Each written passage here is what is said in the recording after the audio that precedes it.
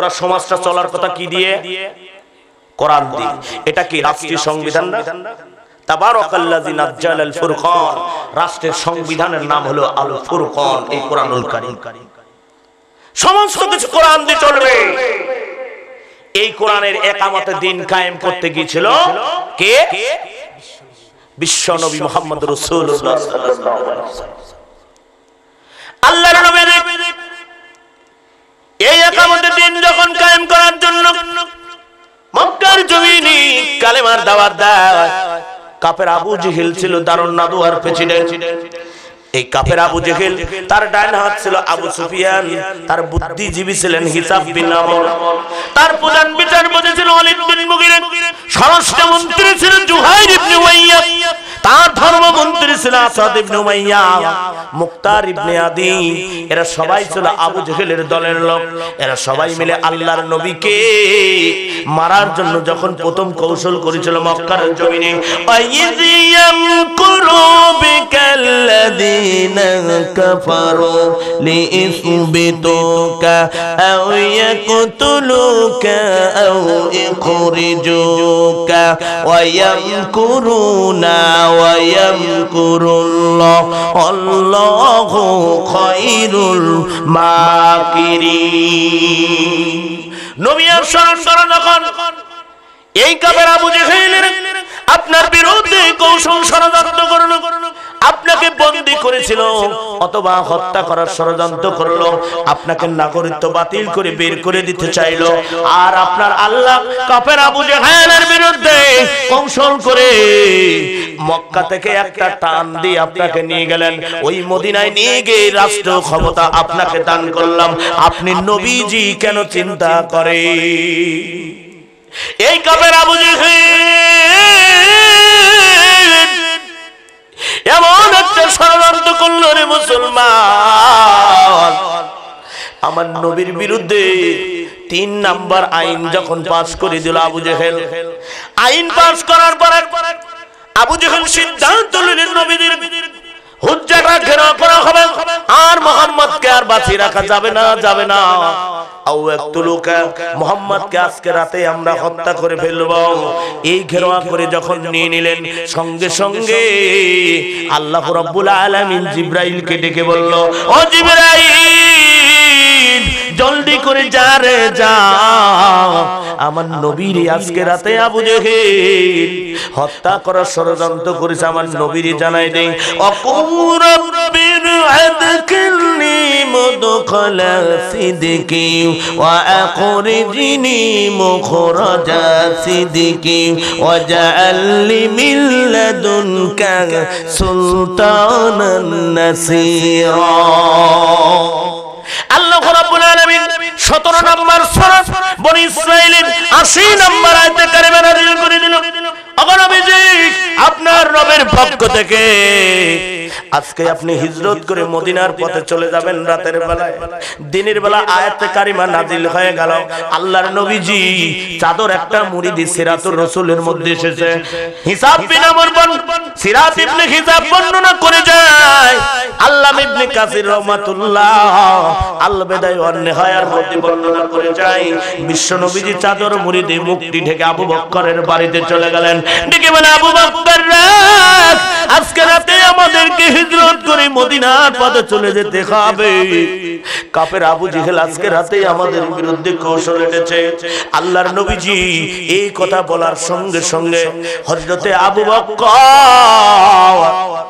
আল্লাহর নবীর কলিজার টুকরা, সবচাইতে বড় সাহাবী আবু বকর সমস্ত সম্পদগুলোকে টোপলা বেঁধে দরজার কাছে দাঁড়িয়ে পড়লেন। আমার নবীজি কখন আসবে, একটা ডাক দেবে, আমার এখান থেকে বের হতে হবে। যারা বলে আল্লাহর নবীজি আবু বকর কথা শুনে প্রতিদিন দাঁড়ায়ছিলেন, খাওয়া দাওয়া বাদ দিয়ে মিথ্যা কথা বলেছে, মিথ্যা দলিল দিয়েছে, যেদিনকে আয়াতে কারিমা নাযিল হয়ে যায় ওই দিনই আবু বকর শুনে ঘরের দরজায় দাঁড়িয়ে গিয়েছিলেন। এইটা জাল হাদিস জানি মিথ্যা লাগাই দিয়েছে। হারমোনি যখন বাজায় কি বলে জানেন? 3টা জিনিস লাগে, হারমোনি, ডুগি, তবলা আর কি লাগে? খুঞ্জুরি। যখন হারমোনি বাজায় একটু লক্ষ্য করবেন, প্রথম যখন সুরটা তোলে জাহান্নাম, ডুগিয়ালা বলে কয়জন কয়জন কয়জন, খুঞ্জুরিয়ালা হাতের সঙ্গে বাজায় তিনজন তিনজন তিনজন তিনজন। তার মানে আমরাই তিনজন হলাম জাহান্নামী, বলে কি বলে না? এরা হলো ভণ্ড বাবা। এক শ্রেণীর আছে আমার পাশেই কুষ্টিয়ার জমিনে, গান বাজনা করে ভণ্ড গোলাপ। আবার বলে যিনি হলেন ওদের প্রধান তিনি বলেছে আমার পিছ পিছ ঘুরে না কোনো লাভ নাই। অথচ ওরা বলে তিনি নাকি ওলি ছিল, যার জাতের ঠিক নাই, বাপ মার ঠিক নাই। হিন্দু কি মুসলমান কিছুই জানে না। বাংলাদেশের কিছু নামধারী মুসলমান বড় বড় চুল রেখে লাল একটা নেকড়া পরে গলায় একটা উন্না দিয়ে হেঁটে বেড়ায় আর বলে খাজার নামে দা। লালন ফকিরের ইতিহাস আমি পড়েছি। লালন ফকির আসনে মিশে ঘুরে বেড়াই পিছে পিছে। কথা কে বললো? লালন নিজেই বললো। কেন আপনারা করেন? খবরদার, না না, নামাজ পড়তে হবে মুসলমান, নামাজ ছাড়া কোনো বিকল্প নাই। এই রজব মাসে বিশ্ব নবীজি 5 ওয়াক্ত নামাজ নিয়ে আসলো রে। এই 5 ওয়াক্ত নামাজের বরাদ্দ প্রতি 5 ওয়াক্ত পড়লে আমরা 50 ওয়াক্ত নামাজের সওয়াব পাই। ও মুসলমান, কপাল পোড়া মুসলমান রে, 1 ওয়াক্ত নামাজ পড়ি না, বরং আমরা অহরহ নামাজ কাজা করে দিই। আবার নামের আগে আমরা মুসলমান লাগাইয়া বসে আছি। আল্লাহর নবীজি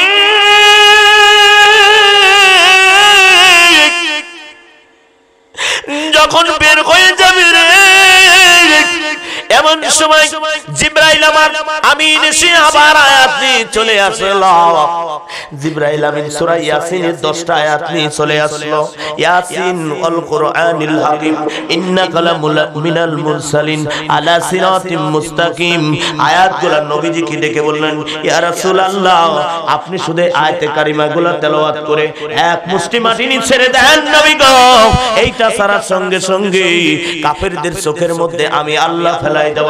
কাফেরেরা চোখ মুছতে লাগলেন। আল্লাহর নবীজি বলে, ও আলী রে, তুমি ঘুমায়ে পড়ো, চাদর মুড়ি দি, তোমার সঙ্গে মদিনায় দেখা হবে রে আলী। আমি নবীজি, আমি মক্কা ছেড়ে মদিনার পথে রওনা দিলাম রে আলী। আলী রে, এই জন্মভূমি নবীজির কেউ চিনল না, চিনল না। যে নবীজি জন্মগ্রহণ করলো, বাপ দাদার ভিটিটাই মক্কাতে বের করে দেয় রে, ওরা বুঝলো না, বুঝলো না। মানজাল্লাযী ইয়াসফাহু ইন্নাহু ইল্লা বিইজনি, যে নবীজি সুপারিশকারী হবে রে, দায়িত্ব পাবে রে, ওই নবীর আজকে ওরা বের করে দেয়। নবীরে ওরা চিনলো না, চিনলো না। ওয়ালাল আখিরাতু খায়রুল লাকা মিনাল উলা, যে নবীজি দুনিয়া আখিরাতের নেতা, ওই নবীরে ওরা চিনলো না।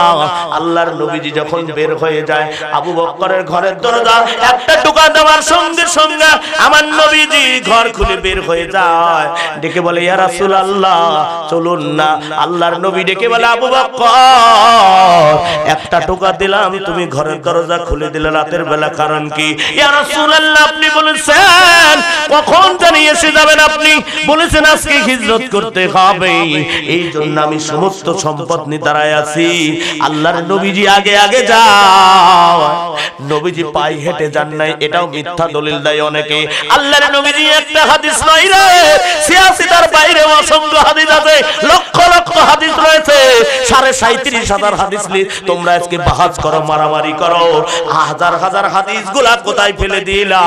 এইটালে কেন আমিন বলা, আস্তে বলা, জোরে বলালি মারামারি করো? সবগুলাই ঠিক আছে রে। আজকে আমাদের কে কে কোন দল করবে, দলের পাওয়ার নিয়ে মারামারি করি।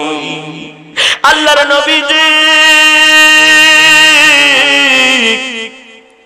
যখন মদিনার পথে চলে যায়,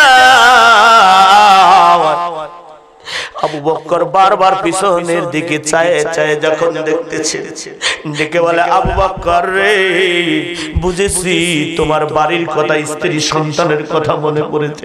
আবু বকর কান্দি আর বলে, ইয়া রাসূলুল্লাহ গো, আমার বাড়ির কথা মনে পড়ে নাই, পড়ে না। আমি আমি চেয়ে দেখি কাফেরেরা আমার নবীরে কখন জানি একটা তীর মেরে দেয়, এই তীরটা আমি আবু বকর বুকটি আগলে আমার নবীরে বাঁচাবো। কারণ হলো আল্লাহ বলেছেন ইন্নাল্লাহা আশতারা মিনাল মুমিনিনা আনফুসাহুম ওয়া আমওয়ালাহুম বিআন্না লাহুমুল জান্নাহ। নিশ্চয় আল্লাহ জানমালের বিনিময় জান্নাতকে মুমিনদের কাছে বিক্রি করে দিয়েছি। ইয়া রাসূলুল্লাহ, যেদিন হাসরের মাঠ বসে যাবে মালিক ইয়াউমিদ্দিন, সেই দিন আল্লাহ যদি দেখি বলে আবু বকর রে আমার নবীর সঙ্গী ছিলে তুমি হিজরতের রাতে আমার নবীর কাফেররা হত্যা করার জন্য যে ষড়যন্ত্র করলো, কুরুবিকাল্লাযিনা কাফারু, ওই কাফেররা যখন কৌশল ষড়যন্ত্র করলো, আমি আল্লাহ আল্লাহু খায়রুল মাকিরিন উত্তম কৌশল করলাম ঠিকই রে। ও আবু বকর, সেই দিন আমার নবীর গায়ে তীর লাগলো, তুমি আবু বকর কোথায় ছিলে? ইয়া রাসূলুল্লাহ, ইয়া হাবিবাল্লাহ গো, যদি আবু বকরের প্রাণ পাখি বের হয়ে যায়, জীবনটা বের হয়ে যায়, আবু বকরের জীবনের বিনিময় আমার বিশ্ব নবীরে একটা আঘাত লাগতে দিব না। এই জন্য আমি বারবার চেয়ে দেখি আমার নবীর গায়ে যেন একটা তীর না লাগে। আল্লাহর নবীজি কান্না,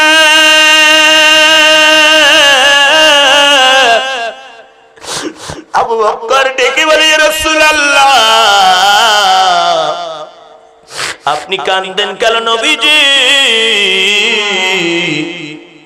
আল্লাহর নবী ডেকে বলে আবু বকর রে, আমার বড় আশা ছিল রে এই মক্কার ইবাদত করব রে আবু বকর। ও মক্কার পারলাম না আমি নবীজি, তোমার খেদমত করতে পারলাম না, আমাকে বের করে দিল কাফেরেরা। আমার নবীজি কিয়ামতের দিনের জন্য বের হয়ে গেল মক্কা থেকে। আও এখনি জোকা আমার নবীকে তারা বের করে দিল মক্কা থেকে, নাগরিকত্ব বাতিল করে দিল। নবীজি যখন মদিনায় চলে যায়, রাষ্ট্রীয় ক্ষমতা গঠন করলো, ওখান থেকে কোরআনের আইন চালু করে দিল, সুদ জানা ব্যভিচার সব কিছু চালু হয়ে গেল। আসারিকু আসারিকাতু, চোর যদি চুরি করে হাত কেটে দাও, এই বিধানটাও এখান থেকে চালু হয়ে গেল। ইয়া আইয়ুহাল্লাযিনা আমানু ইন্নামাল খামরু, মদ জুয়া ঈমানদারদের জন্য হারাম হয়ে গেল, মদ খেতে পারবে না, জুয়া খেলতে পারবে না। আমার নবীজি সব বন্ধ করে দিলেন, কারণ হলো কোরআনের আইন থাকলে সবকিছু বন্ধ হয়ে যায়। কথা বলেন ঠিক কিনা?